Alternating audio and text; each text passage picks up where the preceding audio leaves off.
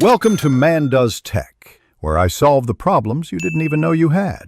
You start by making sure the speaker has power, plug it in, or confirm charge. Once on, observe the Bluetooth light, blinking means pairing mode. You should also clear Bluetooth pairings on your phone or laptop so the speaker can forget old devices. This prevents auto-reconnect. Now, locate the power and Bluetooth buttons. On many SoundLink models you press and hold specific buttons. Follow along, because the next step is the actual reset sequence you will perform now.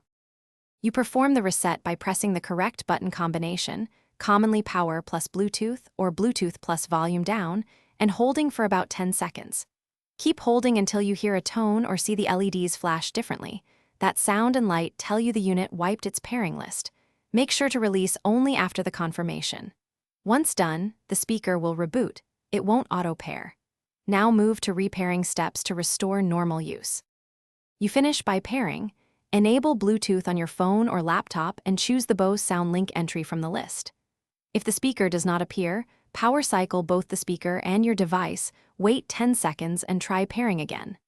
If pairing still fails, perform the factory reset a second time. Sometimes the first attempt misses. And if problems persist despite repeated resets and power cycles, contact Bose support. It may indicate a hardware issue rather than a software pairing problem. Thanks for watching. If you found this helpful, don't forget to like and subscribe.